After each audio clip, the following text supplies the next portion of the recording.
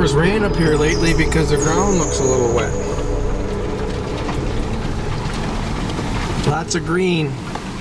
Sumac coming up in here. I see quite a few of those growing up here now. I didn't plant them.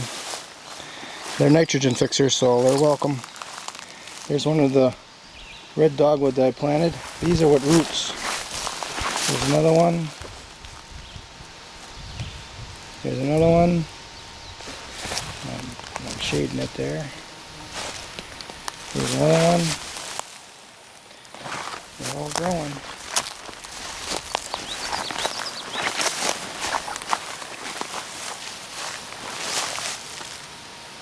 You can see how deep this pond is otherwise. That's a good 2.5 feet there. Probably in the center it's 3.5. It's all drying out. This is Joe Pieweed here. That's a volunteer that grows as a native here. Pant legs into the socks, and then this is what happens. The tick, instead of crawling up underneath your leg and hiding, you get to see it, and then you get to just pop it. And that's it. Another one bites the dust. I've got some very colorful frogs hanging around. I see them every year like that. Almost like a turquoise. This one has popped over to say hi. Nice.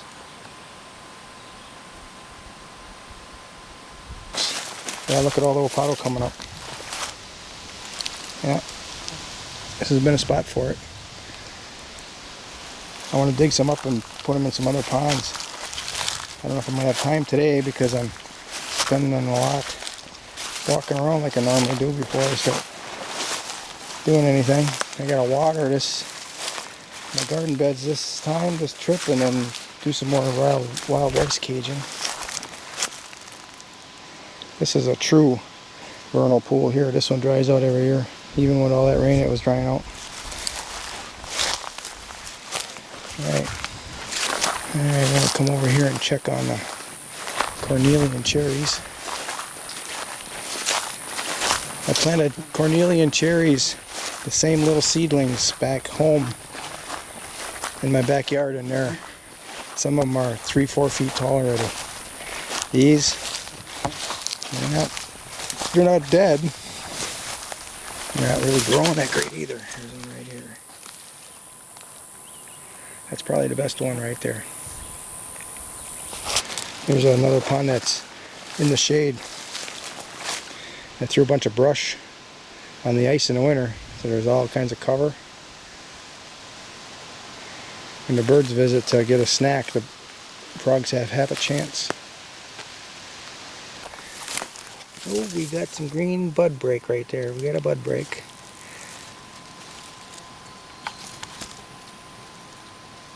Alright.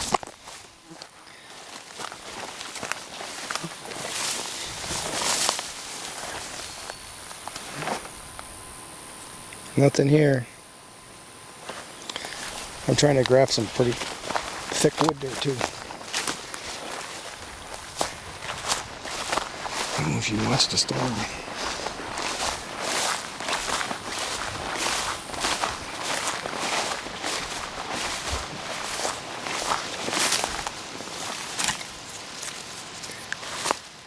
Oh, that might be a little green right there. We might get something on that one.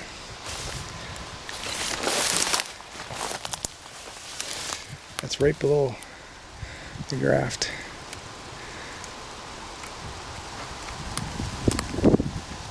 I think both of those are green.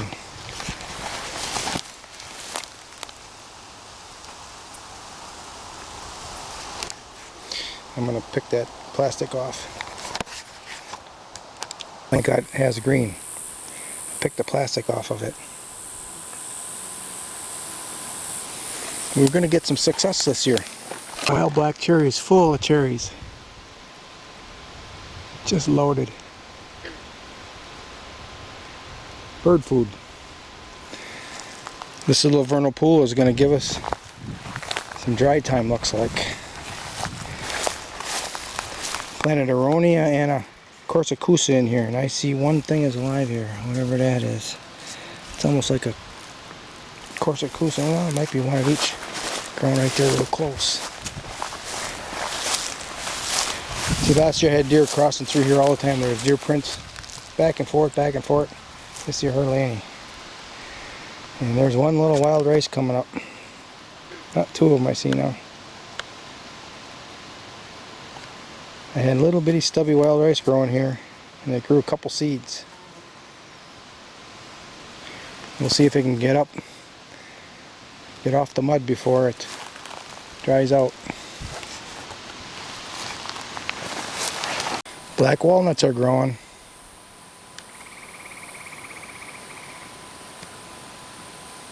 I got some chives right there. Cool. This is the pool that I transplanted wild rice into back in 2014. And I caged some, and there's wild rice coming up in that cage. But this year's coming up all over the pond. Some years it would come up and then everything would eat it. But I don't have a lot of deer sign, so maybe this is the year we get a bumper crop of wild rice going to seed.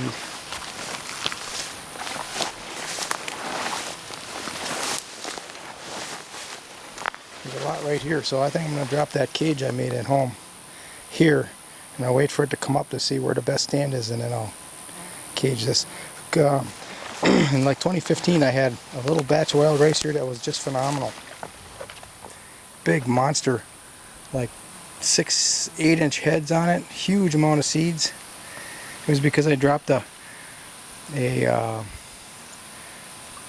big tuft of sod here, and it was growing out of that sod. So all those grasses that are laying on top of the surface, that's all wild rice. Here's one here that's starting to come up right there.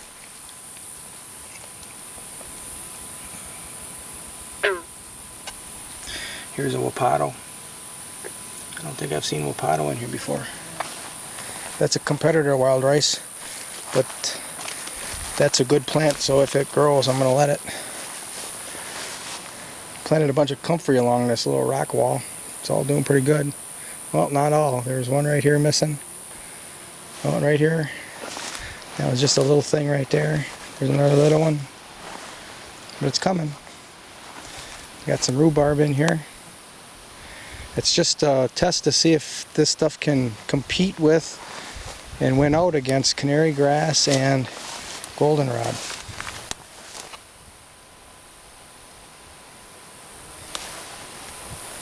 That one's got a chance to get to us, that little rain cell. Well, that's a peach in that cage. Siberian sea peach. And there's another Siberian sea peach in that cage. The newer clean cage.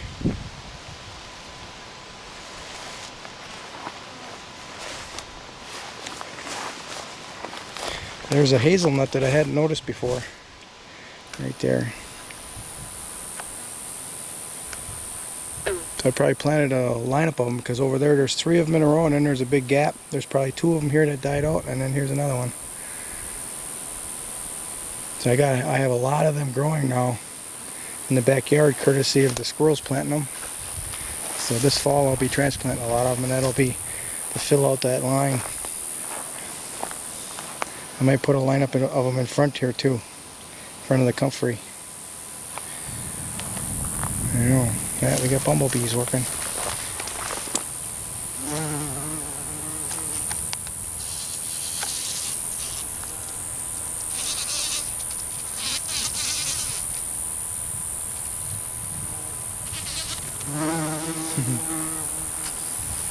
We're gonna get her.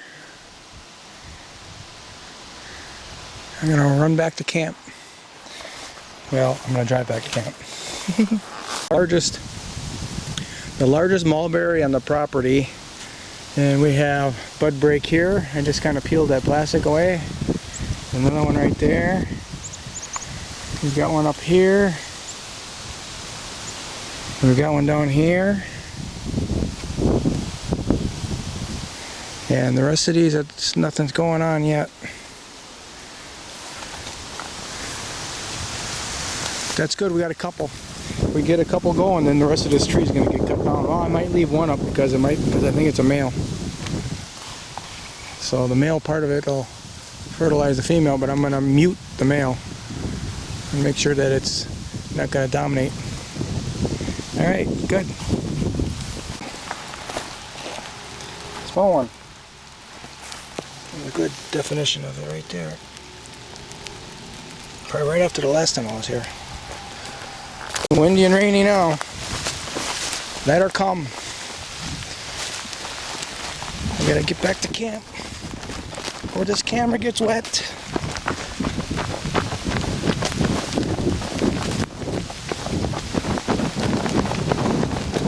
Crack!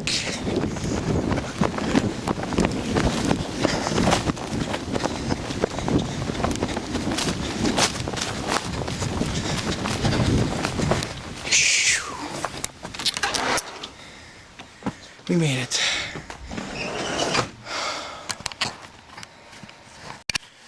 Well, I loaded this little trough up with wild rice seed last year, and a lot of it's coming up. You can see that's the small grass looking.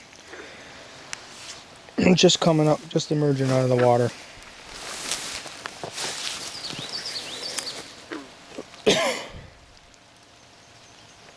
This is a very fertile spot. They're going to grow good here if we keep the predators off them.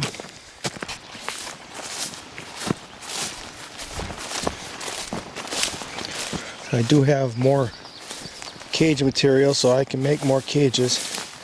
This is where I did some experimenting with tying wild rice up, and it's going to Wapato right now. I took all the seed out of here that I thought, well, maybe I'll drop a few and they'll come up, but I don't see anything coming up that looks like rice yet. Oh, there's a couple. Right there. Those little bitty tiny strands. This was all underwater last year, it rained so much. I think there might be some more here. But I don't mind if it goes to Wapato. It'll be another experiment.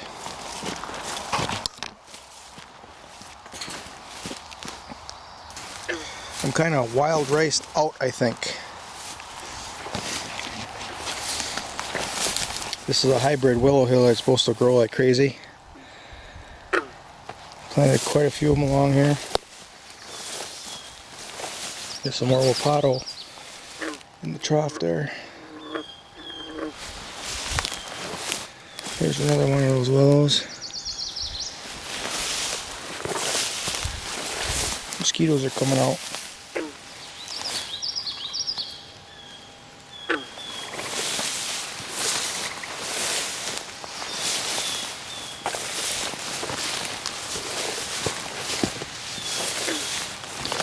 I was planning on staying overnight, but there are so many ticks. And when I get home, I can take a bath and do a good examination of all the mirrors and stuff. But here, it's more like primitive. There's wild rice coming up through in the cages there.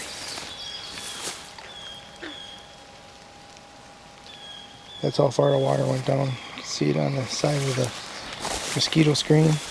Lots of wild rice coming up in there. Good batch in there. The stuff on the outside normally gets ate, but I think this year might be a little bit different. I don't have a lot of deer sign. Look at, we have a crawfish hole here. I think that's the first crawfish hole I've ever seen here. So there's good wild rice coverage in here.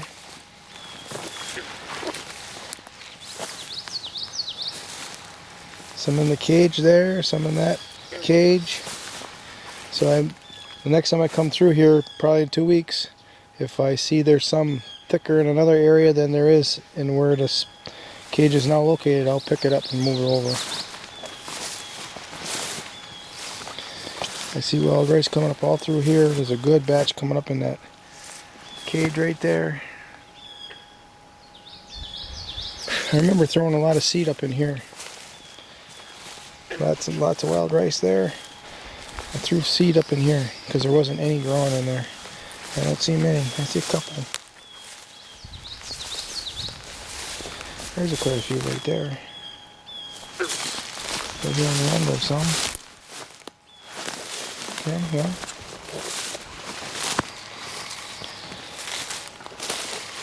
This is the first trough that I had rice growing in, and I got video on that. But it's overgrown now, and now no rice grows. So the great rice has a limit.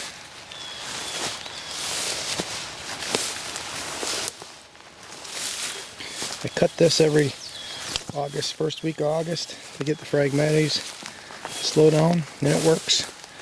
But it doesn't stop it. I read somewhere that if you do it every year for a couple of years, it'll stop it, but it doesn't stop it. It just kind of checkmates it.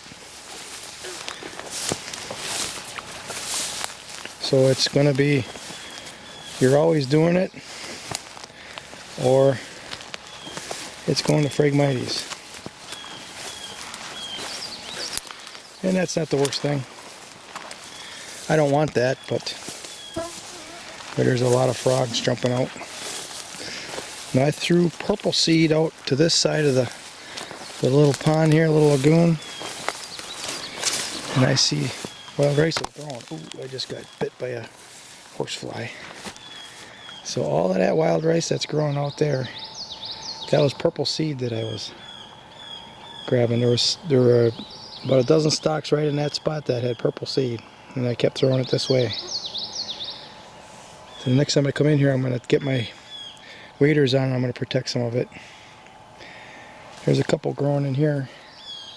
Not too much, but there's a lot right outside the cage. Which makes sense, you know, the stalks are bending over the cage and now the rice is all around it. Nice thick ring of it. Let's see if we get a better shot over here. Yeah, thick ring rice around the cage, and when you get out there a little farther, it's just one here and there.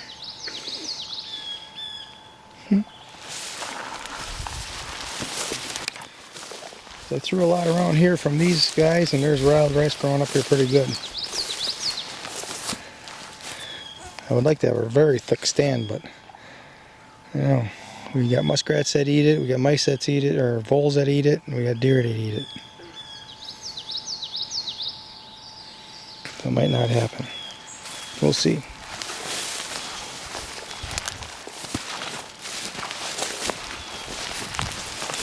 And then we got some other grasses here, I don't know what they are. There's a good wild rice batch right there, and there's always been some pretty good wild rice right there. There's some growing in the cage, I can see it. Okay.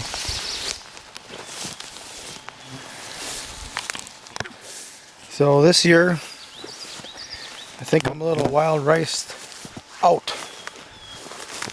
I've got other things I want to do, and I'm pretty much concluding with this experiment that indeed I can grow wild rice in small ponds and small pools. You know, if you talk to the university professor, he's going to tell you that can't happen.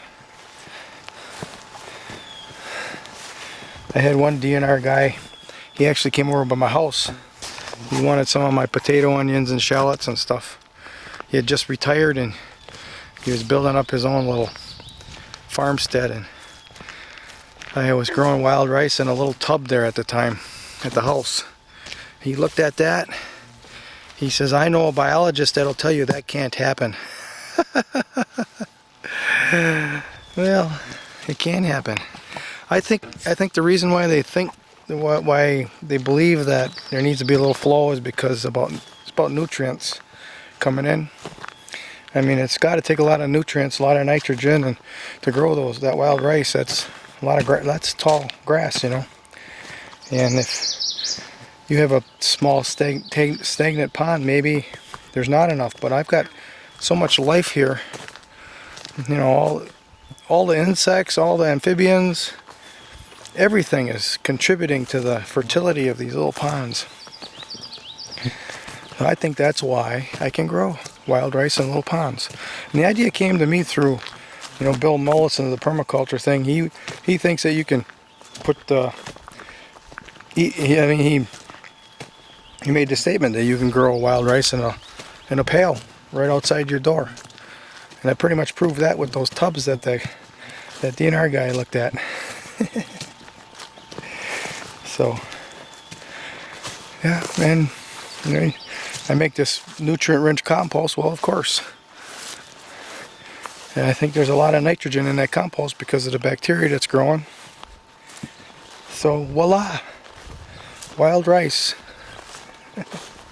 Well, I'm packing this up. I gotta water my garden beds yet, and then I'm heading back home. There's just too much insect life up here today. There's no wind. If it was windy this afternoon, it was great. But as soon as the wind stopped, man, it's just loaded. I'm getting mosquitoes all over and horseflies, and so I don't want to pick ticks all night. I want to do it all at once when I get home. All right. See ya.